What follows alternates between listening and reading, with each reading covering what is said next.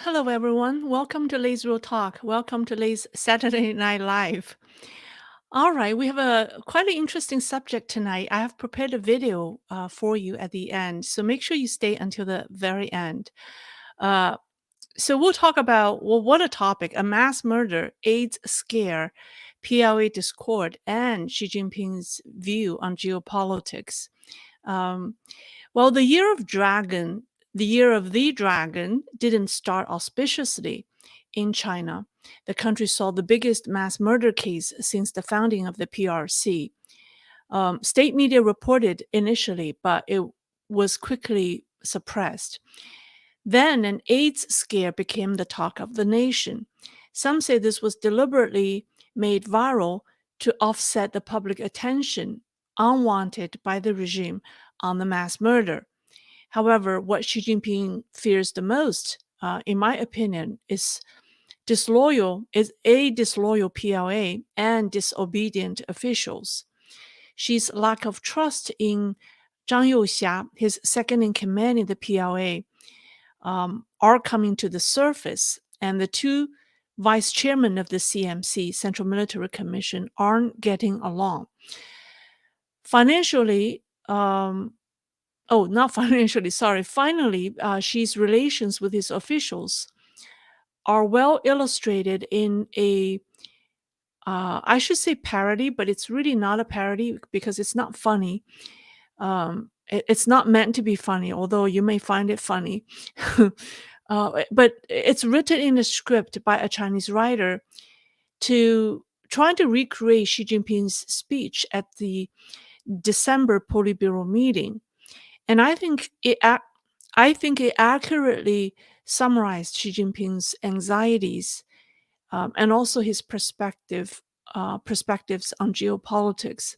So please stay until the end. As I promised, that video is enlightening. So let's talk about the mass murder, then the AIDS scare, then let's talk about Xi Jinping's relations with his second command in the PLA, as well as his fear of his own officials, before we get into that video. So on February 10th, a mass murder occurred in a village in Ju County, Juxian, Rizhao City, Shandong province, causing at least 21 deaths. It's the largest mass murder case since the establishment of the PRC. So it's very difficult to get information out of that village because, number one, people in the village are traumatized. Having so many people in the village being killed by possibly someone who is local is certainly traumatic to the people there. But according to a local villager who remained anonymous, who gave an interview to the Chinese Epoch Times, the perpetrators came with knives and guns, and they acted on the New Year's Eve at midnight when the entire village was setting off firecrackers, which masked the sound of the gunfires. And on that night, they killed 11 people from 5 families. And so 5 families were wiped out. Anyone there were wiped out. But no one knows which was the first family that they killed. And then on the morning of the New Year, the following morning, they returned and killed another 10 people. So the number of fatalities may increase, but at this point, it's 21. The weapons they use, or by the time of the interview was done, was about 21. We don't know how many more people died because the information is all censored and people are not giving interviews. So the weapons they used were knives, hunting rifles, or homemade guns. It's said that a doctor who went to rescue the victims and 2 policemen were killed too by the guns. What is uncertain is the killer's identities and motives for the killing. The number of perpetrators reported ranges from 3 to 6. Some insiders say they are dismissed special police officers or retired soldiers or veterans, while others claim that they are avengers who were falsely imprisoned and have now been released. Or they are a combination of both, meaning some are retired police officers or military personnel, and some were um, former inmates who were falsely accused of crime that they think that they didn't commit.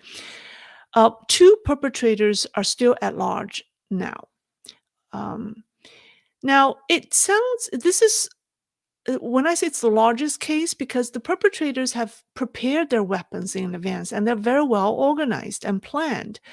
The fact that they returned the following morning to kill more people shows that they were very well organized. And the fact that two are still on the run, that means that these people are experienced. Now, the victims all lived on the same street in the village and were neighbors. It doesn't look like a random act of killing. And based on the brutality of the crime, the perpetrators must have accumulated great resentment. Um, it was targeted. They knew who they were going to target. It wasn't random, and so they must have accumulated great resentment and found no other ways to resolve their grievances, and or see hope, and therefore choosing to take extreme measures. Now, what's interesting is there's an urgent notice the local municipal government issued the following day, indirectly confirmed that this was a case of civil disputes, or it was the cause is some kind of a civil dispute. Um, and then because the notice requires grassroots government uh, within a municipality to closely monitor and investigate social conflicts that may lead to extreme cases, and it called for increased scrutiny of 16 categories, 16 types of people.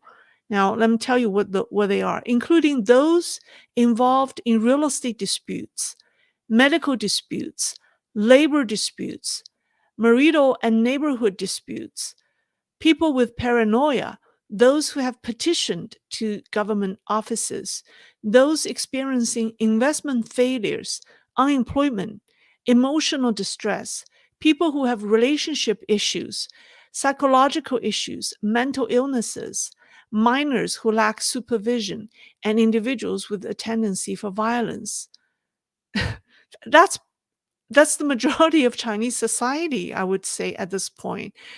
Um, and the notice requires a comprehensive and detailed investigation, daily report by 4 p.m. So local grassroots governments will have to compile a daily report and submit it to the Political and Legal Affairs Committee of the city before 4 p.m. every day. They need to detail the whereabouts of these individuals as well as their status, meaning controllability of their situation.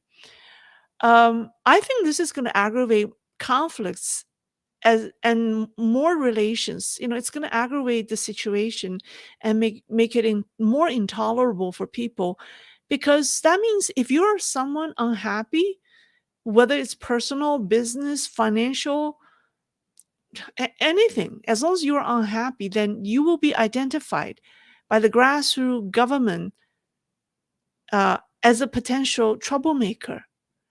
And this is it's going to make it worse. So from this, you can see that the CCP's fear of its people has reached its max. Meanwhile, the Chinese authorities have completely suppressed the news on media and social media, with any news articles related to this murder becoming 404 when searched. What worries the regime is the good organization of the perpetrators, right? In the current situation of collapsing real estate and stock markets, severe economic downturn, rising unemployment. So if disgruntled veterans and policemen get organized and become militia and and they partner with other disgruntled workers, investors, And then if they get organized and carrying out justice on their own, it's going to be deadly to the regime. And this is not the only case. So at 8 a.m. on February the 13th, which is 3 days later, an explosion occurred at a community in Xingtai City in Hebei province. Video footage from the scene shows that the main entrance on the ground floor was completely blown apart. The windows on the upper floors were shattered. And in the images posted by Chinese netizens, the explosions look like pierced through 3 floors of the building. And mainland Chinese media reported that the explosion could be heard several kilometers away, and the scene was a mess. And that was a quote. And because it was so early in the morning and was during the Lunar New Year holidays, with most people at home early in the morning, so such an explosion must have caused significant casualties and injuries, but we have not heard any official report, about the casualties, or anything they reported is not to be believed by people. And also on the same day that explosion happened, in a village in Hunan, another murder case happened in which a man killed his father-in-law and 3 other people in his family by using a knife. And he has since fled the scene, and the police is offering, I think, 10,000 renminbi as a reward to get tips about where he is. So rampant grievances pervade mainland China, and even CCP officials understand that they're unable to prevent the next bloodshed event like this. The bleak economic condition and collective lawlessness in Chinese society push desperate people to resort to violence to seek revenge, and the officials may very well be the subject of attack. Lao Tzu said, "When the people do not fear death, how can they be intimidated by it?" So these fearless people are undoubtedly one of Xi Jinping's biggest fear. Now, CCP understand just covering up news report like this isn't enough, because they understand that the more you try to censor something, the more curiosity you create. So the regime must divert public attention. In the past, CCP has used celebrity news to achieve this goal. So every time China has a major disaster, a celebrity scandal goes viral or went viral. I should use present tense or past tense. Every time China had a major disaster, a celebrity scandal went viral. Now, for example, during the tragic flood of Zhengzhou in July 2021, remember there was a huge tunnel that was flooded with hundreds, if not thousands, of cars inside. I made a couple of videos during that flood. So when that was happening, allegations about the Chinese Canadian rapper and actor Chris Wu raping drunken young women went viral. And on October 21st, 2021, a horrific explosion in Shenyang destroyed half of a street block in the morning. And that evening, the authorities announced the arrest of a famed Chinese pianist, Li Yundi, for soliciting prostitution. And this was it caused a frenzy, a social media frenzy, shall we say. So this time, the authorities threw another sensational. Actually, I have pictures. I want to show you the. So this was the picture that what was it? October 2021 in Shenyang, that basically destroyed half of a street block. This is the picture. So it was a major explosion. It happened in the morning, and that night, allegations that the famed Chinese pianist hired prostitutes, Anyways, so this time, the authorities threw another sensational celebrity news to cover up the successive New Year tragedies. Rumor has it a male star, a major celebrity, has contracted AIDS and is hospitalized. So what happened was in January, let me show you this. So for those of you who read Chinese, you can appreciate this. You probably have already seen this. So in January, actually on January 31st, is this 31st or 30th? Maybe 30th. Who is he? Oh, Zhang Chendong, the chief brand officer of a Chinese finance news platform called Finance Breakfast. He posted, he said, recently there has been a flurry of celebrities going to the hospital for HIV tests, causing widespread panic. It's said, he went on to say, it's said that some celebrities having contracted HIV, and both men and women. However, this statement did not attract much attention when he posted, but it got hyped up in recent days. And there are others who confirmed on the left, you could see the post on the left, saying that a big shot was being treated for AIDS in his or her hospital, and half of the inpatient floor was sectioned off, was like emptied to accommodate this big shot, and he turned out to be an entertainer. So others commented that this big shot, it's a movie star. Contracting AIDS made the Chinese entertainment industry and CCP leadership, high-ranking CCP officials panic because male and female stars rush or have been rushing to hospitals to be tested for HIV, and some do test positive. Well, CCP officials are nervous too. If they have had sex with female movie stars who had slept with this guy, then they're screwed. Or if their wives have had sex with this guy and they can possibly get it from their wives, they're also screwed. Sexual promiscuity in the celebrity circles among the officials, is very, very bad. So think about it. The many mistresses and lovers who serve the top political echelons of the CCP are now all panicking, or at least that's what people are discussing on social media, because that topic that topic is what went viral. And they were even talking about who the movie star was, and they said that it's the guy who played the film that's called Wolf Warrior. So the actor actually has the nickname of Wolf Warrior #1.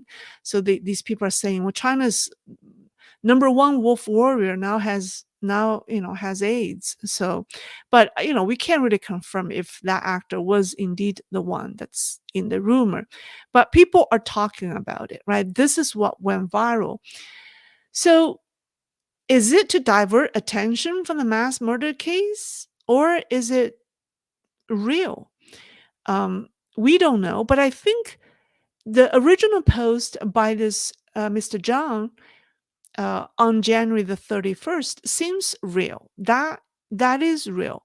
But how it went from there could be taken out of proportion.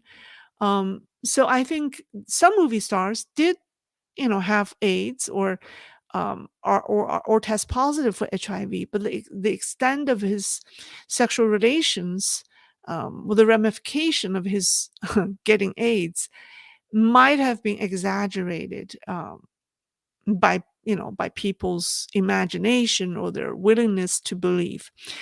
All right, so I thought that's fascinating because it fits that pattern. Anytime you have a major disaster, then you hear celebrity scandal. So it's just perfect timing. Although the celebrity scandal isn't fake, it's usually something that actually did happen.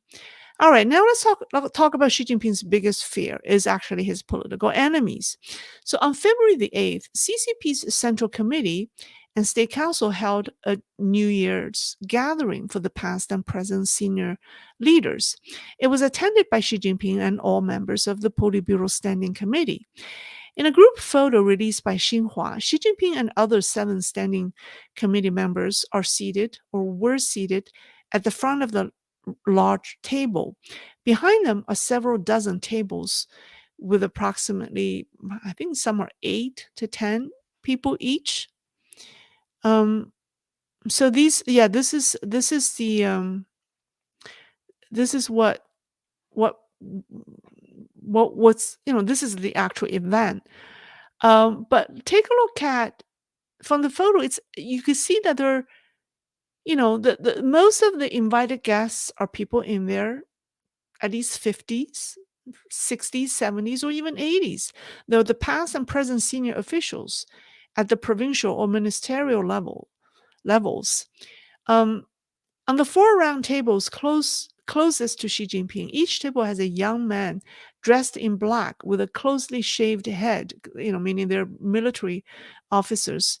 And when Xi Jinping was giving a speech, you could see everyone look at the podium, but the young man dressed in black with a closely shaved head didn't turn around and give a look at Xi Jinping. Instead, they look at the participants. Do I have another picture?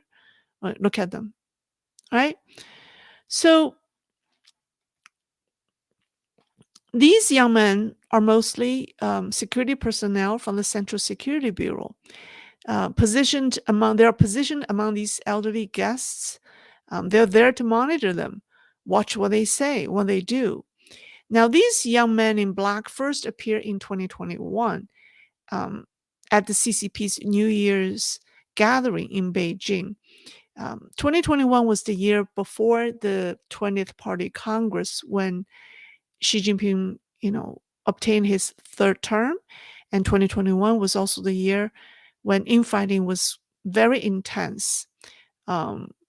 So that's when these men in black were positioned at these gathering. Now, these meeting attendants have gone through a complete background check, right? And when they arrived, there was, serious security checks. And they're all CCP insiders and high-ranking officials. They're not like outsiders or strangers that got invited. Yet she isn't so sure about them. So that just tells you about his paranoia. Now let me talk about the discord in the PLA. Xi Jinping isn't getting along with Zhang Youxia. I talked about this before.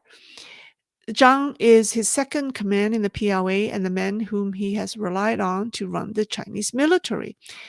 Also, his 2 vice chairmen in the CMC, Central Military Commission, Zhang Youxia and He Weidong, are not getting along. Why do I say that? Well, on February 8th, Xinhua News Agency published a report titled, actually, I have it. Yeah, it's called Zhang Youxia and He Weidong Visit and Inspect Troops Stationed in Beijing. The title sounds like the pair attended the same event, but actually they attended separate events. If you click on He Weidong, his name, it leads to a report about He visiting officers and soldiers of the Beijing Armed Police Corps and the Beijing Garrison. And if you click on Zhang Youxia's name, it leads to a report about Zhang visiting the 82nd Group Army and a division of the Air Force Aviation Corps. So, and the speeches delivered by Zhang and He were also different. He Weidong emphasized Xi Jinping's military thinking and demanded the military to resolutely obey Chairman Xi's command, whereas Zhang only mentioned Xi's military thinking. Now, what's interesting is the official PLA news website also reported the event with the same title from Xinhua, and it's on the right. Oh, I should make myself. Here we go. And it says Zhang Youxia and He Weidong visit and inspect troops stationed in Beijing, with Zhang Youxia listed before He Weidong, right? It's on the left, sorry, the PLA news website. However, People's Daily Online, which reprinted the same report, but changed the title, reversed the order of the two names, and said He Weidong and Zhang Youxia visited and inspected the troops stationed in Beijing. So I circled the names. Even if you don't read Chinese, you could see how the two names were reversed in the two versions, right? Just by the shape of the Chinese character, you can know that the two names were reversed. Now, People's Daily Online is the online version of CCP's flagship newspaper, People's Daily. Everything from the title to the content, the layout, the choice of font, and the size of the font are all carefully monitored. CCP's propaganda department is very strict and hires many people to proofread these propaganda pieces. So when People's Daily Online reprints Xinhua's report, it usually doesn't change anything unless they're authorized to. But this time, it did change the order by placing He Weidong before Zhang Youxia. So it's not an editor's negligence. Someone has approved the change in working for People's Daily. So who gave it? We don't know. But this detail does send a signal that Xi Jinping is going Xi Jinping's relations with Zhang Youxia isn't going on too well, and Zhang is most likely to be replaced soon. And people say maybe he's no longer trusted by Xi Jinping because People's Daily wouldn't make that kind of mistake. Perhaps the party media is implying subtle changes in the position of the two vice chairmen. Or it's the result of some sort of internal power struggles within the PLA leadership. Additionally, He Weidong chaired a PLA's thematic training on Xi Jinping thoughts held in Beijing on the 7th. Last year, the PLA held a deployment meeting for the aforementioned thematic education work. At that time, Zhang Youxia chaired the meeting and He Weidong was there too. But this time, Zhang Youxia didn't even appear at the meeting as the top military leader. By the way, during the 18th and 19th CMC, the two vice chairmen often participated in activities together. However, the current two vice chairmen in the 20th CMC, Zhang and He, have relatively fewer joint activities. They seem to go their separate ways when it comes to event, right? And it may be due to the frictions between the two. Now, Zhang is 73 years old, and he is the mentor of the troubled former defense minister Li Shangfu. So people say his relations with Xi Jinping has staled. However, He Weidong is quickly the rising star. But I think He Weidong is like another Qin Gang who is at the risk of being promoted too fast. He wasn't even an alternate member of the Central Committee of the CCP before the 20th Party Congress, but he was promoted directly to vice chairman of the CMC at the 20th Party Congress. So his fast promotion in 2022 has met with backslash within the PLA because there are other military officers who were more senior than him who didn't get that honor, who wasn't promoted to vice chairman. So if Xi Jinping really is going to replace Zhang Youxia with He Weidong, I don't think it's going to sit very well with some PLA officers because just like, Qin Gang's relations with, what's his name, Wang Yi, was the subject of a recent mainstream media's report. By the same token, He Weidong's relations with Zhang Youxia is similar.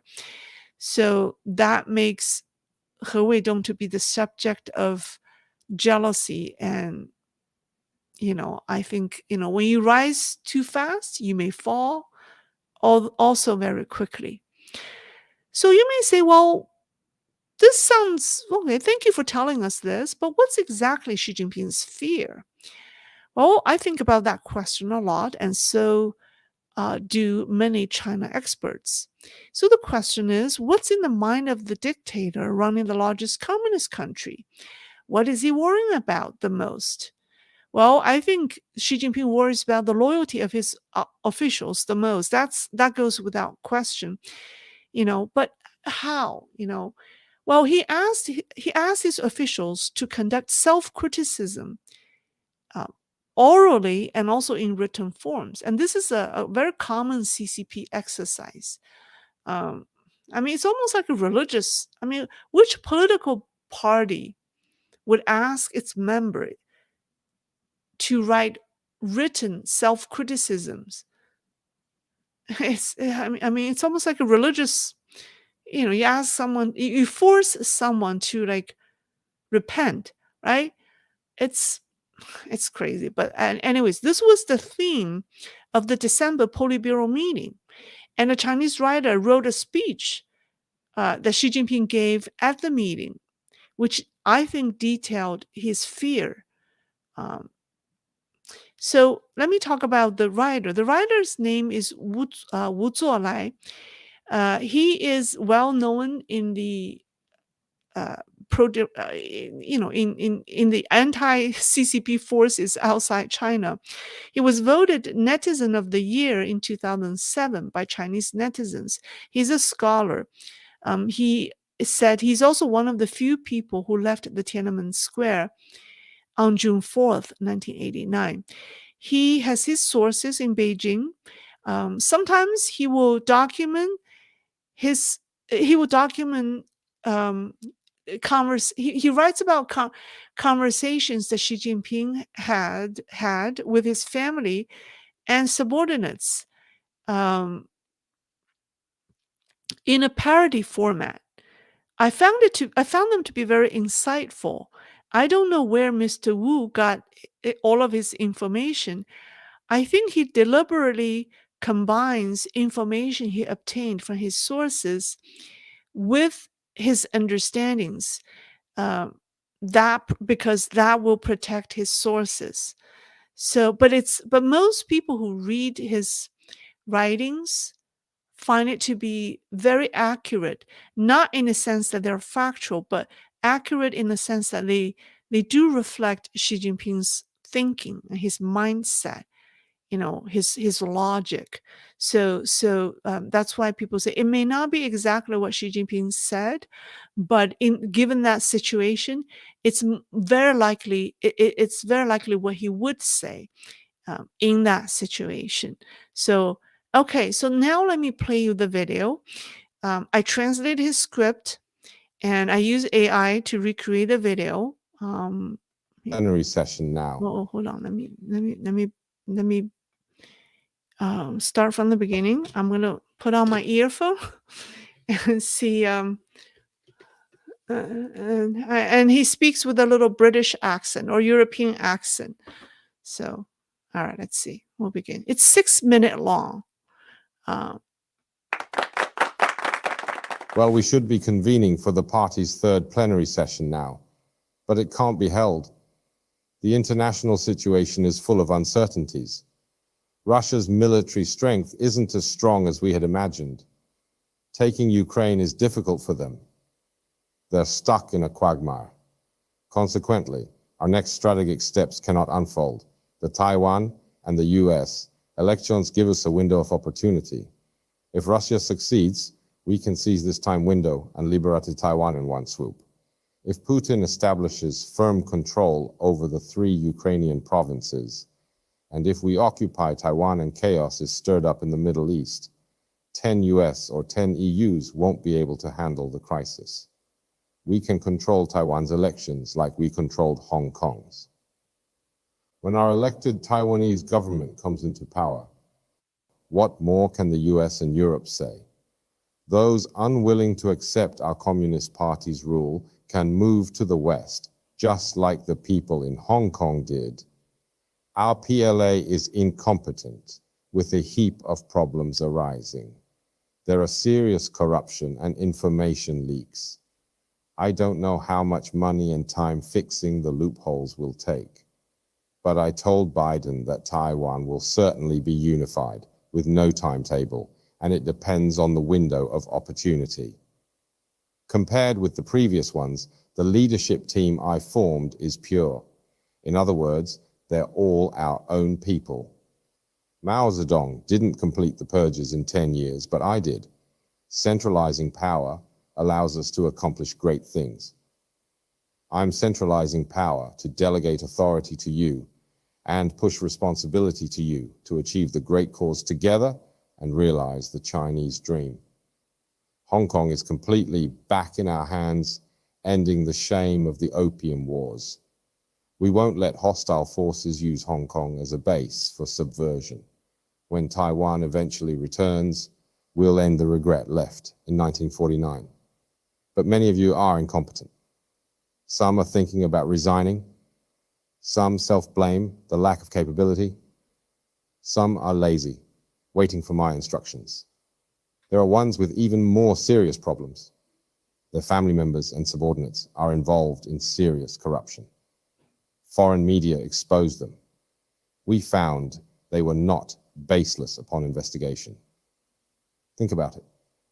Li Shangfu and Qin Gang have been removed. If a few more of you are removed, think about it. Your key players. If you are corrupt, our central leadership will fall apart. Today's meeting is a rectification meeting, targeting the top leadership. Everyone must reflect on themselves and conduct self-criticism. We need to form a strong and powerful group leadership capable of handling any storm. The most important is that power and responsibility must be decentralized and delegated. Don't push all the problems to the highest leader. Those who tried to cover up and thus causing serious problems must be held accountable. Our forefathers overcame many hardships and difficulties and have made it through. We shouldn't be afraid. The force in the Middle East is beginning to rise up, opposing the West, just like how we attacked Kuomintang's backyard way back when. Our territory is enlarging and we have more people. As long as we persist, victory is ours. Right now, I'm personally leading the study of Xi Jinping's thoughts on socialism with Chinese characteristics. None of you can help me uphold this front. From Yan'an onwards, Chairman Mao always had capable individuals propagating for him, giving him a lot of respect. They elevated Mao Zedong's thoughts to the level of Marxism-Leninism and called it a rising red sun. The beautiful songs of the Cultural Revolution gave our people faith, so they developed a sincere love for their leader. You may even call it worship. There's nothing wrong with the proper worship. The power generated by worship is incomparable to economic power. When our revolutionary cause reaches such lofty heights, difficulties, sacrifices, and Western influences are nothing. The power of dreams must be supported by spiritual strength, like that of the Yan'an spirit and the spirit of the Cultural Revolution. Chairman Mao persecuted so many comrades, colleagues, and friends, including my father. My family was persecuted and exiled. I haven't persecuted our own people, have I? But you don't treat me as a leader. You're all clinging to your own comfort zone, enjoying the benefits brought by your status. This won't work.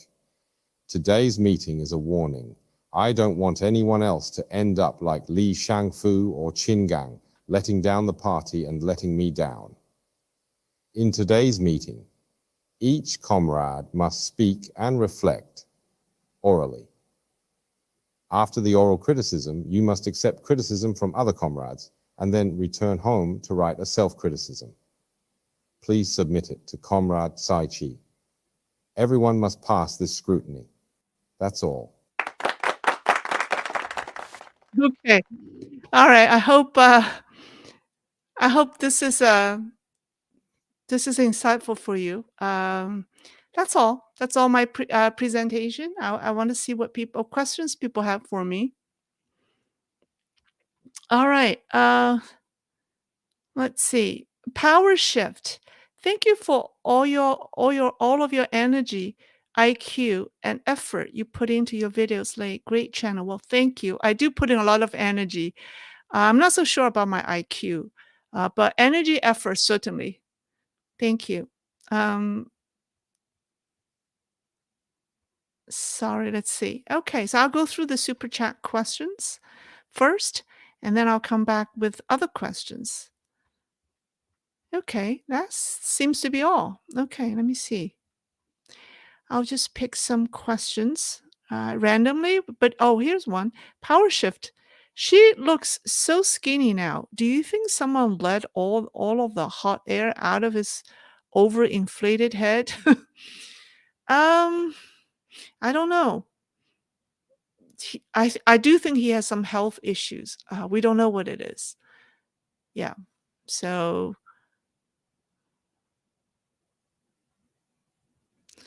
all right. My Winnie the Pooh has not arrived. I don't know what happened to Disney. I ordered more than a week ago.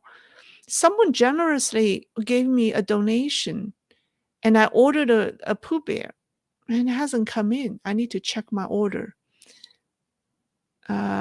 Someone said, Greg Senpei, Lei has a very kind and pleasant voice. Oh, thank you. Thank you. The subject matter I'm dealing with is not very pleasant, so I try to keep it lighthearted and interesting for you. All right, let's see. What do you guys think of that parody?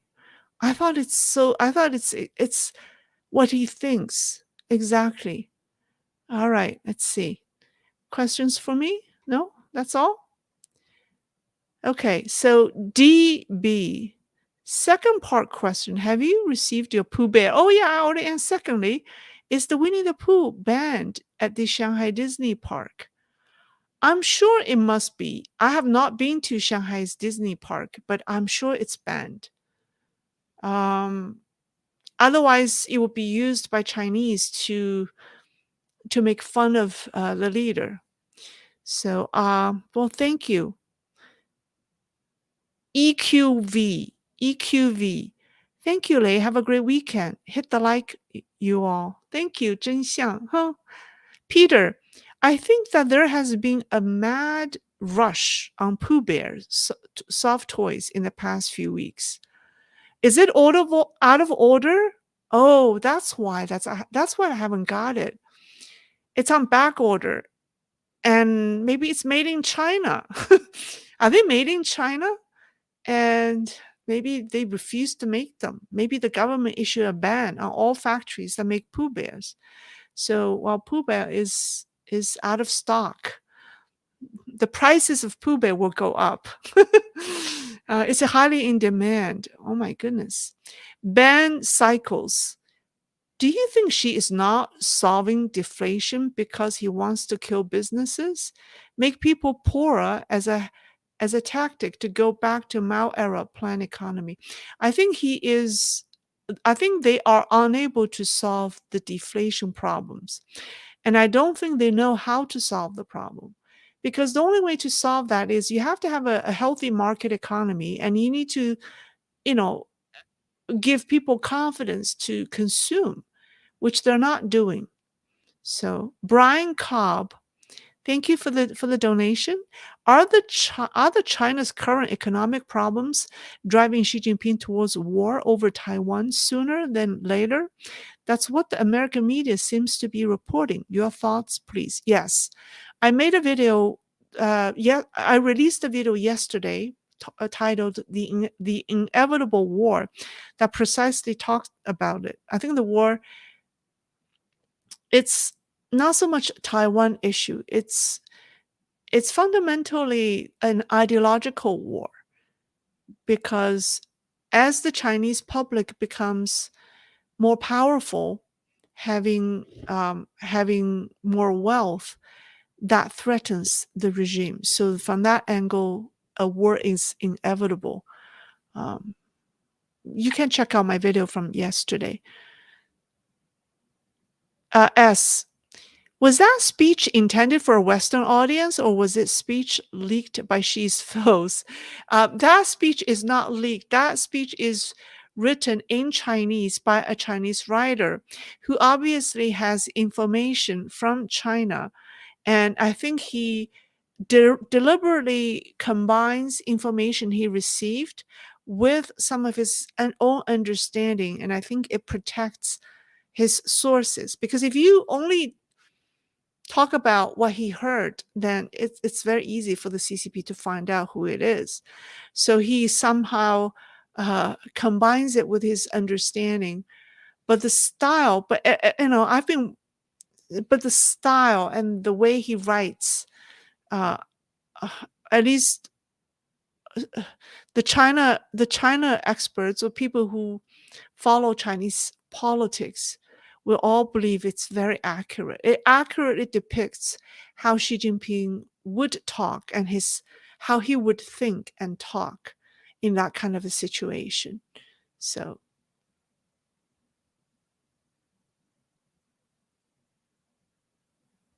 let's see. DB. It seems so unlikely that the US would engage in a war with China. It would almost have to be a Chinese attack on American soil, which seems unlikely. Well, it's hard to say. It's hard to say. There are things. Look at all the provocations that the CCP is instigating in South China Sea. All the dangerous moves by the CCP, right? And if something goes wrong, I think it's at this point it's out of it can get out of control. It's yeah. So if something goes wrong, then it's going to happen. Van Ket, Lei, assuming that AI voice is a true statement from hold on, I can't, it's moving. From Xi, he's critical of PLA and fully aware of its weaknesses. How does he think he would occupy Taiwan? Is there a disconnect? Well, I think Xi Jinping is very aware of all the weaknesses of PLA, but a war doesn't just mean a military confrontation.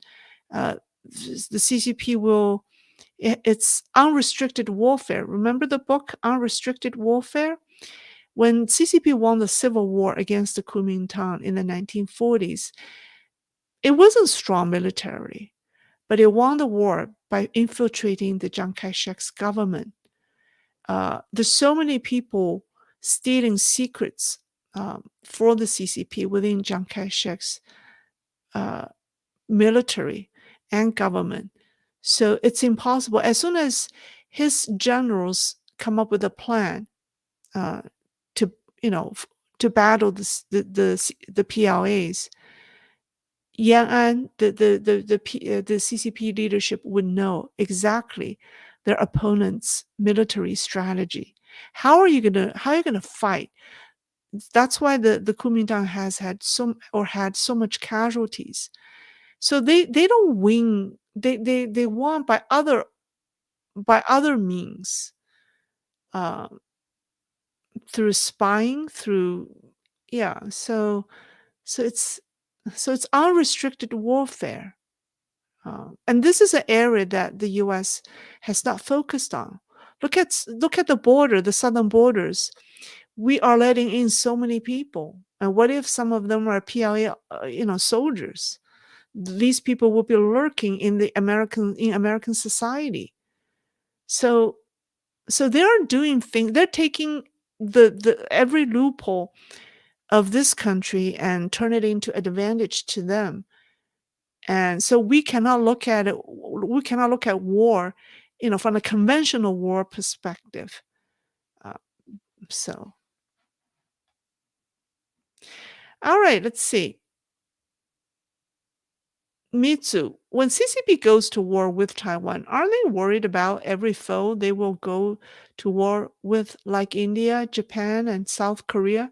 In order to hold Taiwan, they will reach Indian once. Um, I don't think they're worrying about India, and they may worry about Japan because Japan is a strong ally with the United States. But look at how many troubles the CCP is causing around the world, and it's part of their strategy. So far, they're successful in encouraging Putin to start the war, with the Ukraine. I mean, look at everything they've done in the past 2 years. They are carrying out their strategy, and they get the US to react to each regional geopolitical crisis.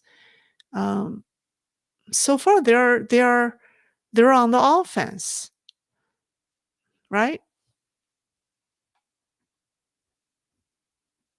Thomas Wardrum, I've seen a more solid alignment of nations against CCP, from Japan to the Philippines, even India would jump in.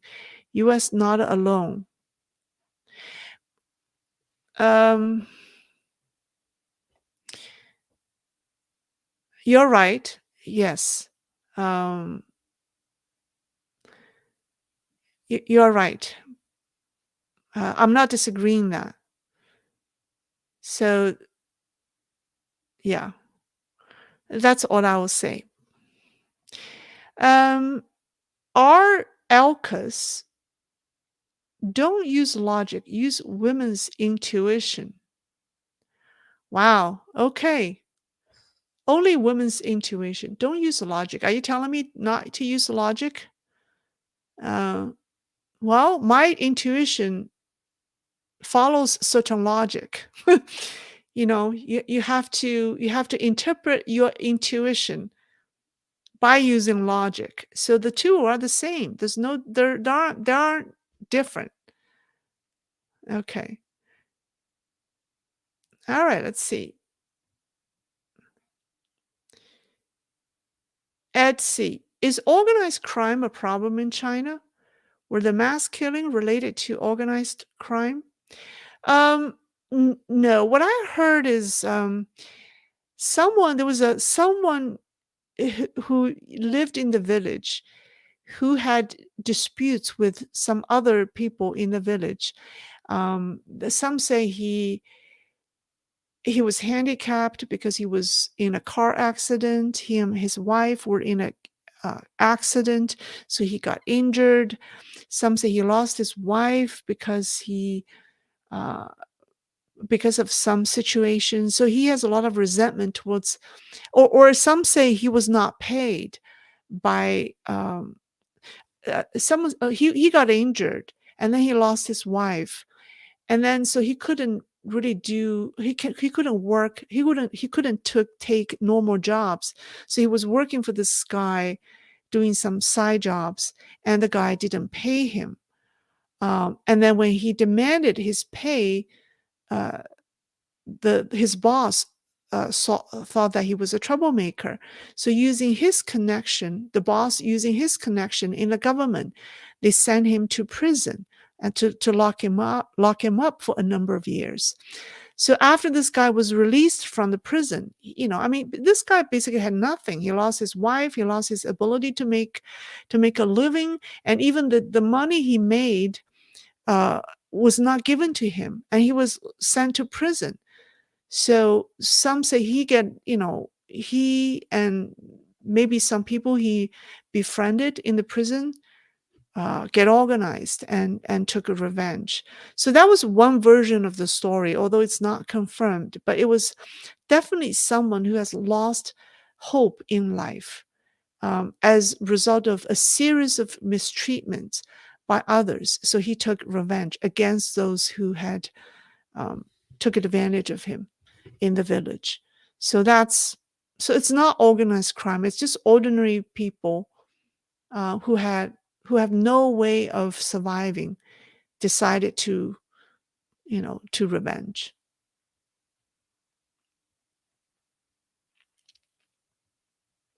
Max Schroeder, is she trying to diminish Zhang's influence and people? Then she will eliminate Zhang through a sudden death or disappearance. Zhang has no future in system. How do you think Zhang feel? I don't think Xi Jinping currently has the courage to make Zhang disappear because it will cause backfire, right? The fact that he promoted Hu Jintao's son after Li Keqiang's death means that he is making peace with his opponents. He's trying to be perceived as agreeable to to his to people who's critical of him. So I mean Zhang Youxia has so much, is a princeling, and if he make Zhang Youxia disappear, it's just not going to sit well. So more than likely he will make him retire because Zhang is indeed 73 years old. So he will make him retire without any ramification at his age, and then he will promote He Weidong. But the problem is when he put He Weidong in Zhang's position, other officers are not going to buy that. Just like people in the foreign ministry didn't buy into Qin Gang's promotion, it's going to be the same problem. So Xi Jinping is alienating more and more people when he only promotes people that he trusts, right? And then he's putting those few people who he trusts in a predicament that they can't get out because they become the subject of hatred. They become the subject of jealousy, and other people will set them up to fail. So that's why people say, well, He Weidong is not going to last very long if Xi Jinping gets rid of Zhang and puts He in his place. So that's just the similarity between He Weidong and Qin Gang. All right. Sumulan. Oh, this is not a question from Sumulan. Dobbs D. She has pushed himself so high, the fall will be hard, like Humpty Dumpty, not putting him back together again. Yep, that's a very good observation. Yep. But he's dragging down. You know what his strategy is? He understands he's more than likely it's going to fall, but he's dragging a lot of people fall down with him. He's not, he said, I'm not going to fall down all by myself. I'm going to bring down a whole class of people to fall with me, like the United States, all other country. He wants to drag down so that when they land together. Maybe he'll land on top of someone else, and it's not a complete crash. You see, and there's an article written by I think a mainstream journalist talking about how China may export an economic pandemic, like China exported COVID, and that has a worldwide effect. I mean, that impacted the world for 2 years. And now, the CCP may want to export the equivalent of COVID, but economically, and that's going to affect the world. I saw that today. Anyways, so that's the idea. He knows he's going down, but he's trying to bring the world down with him.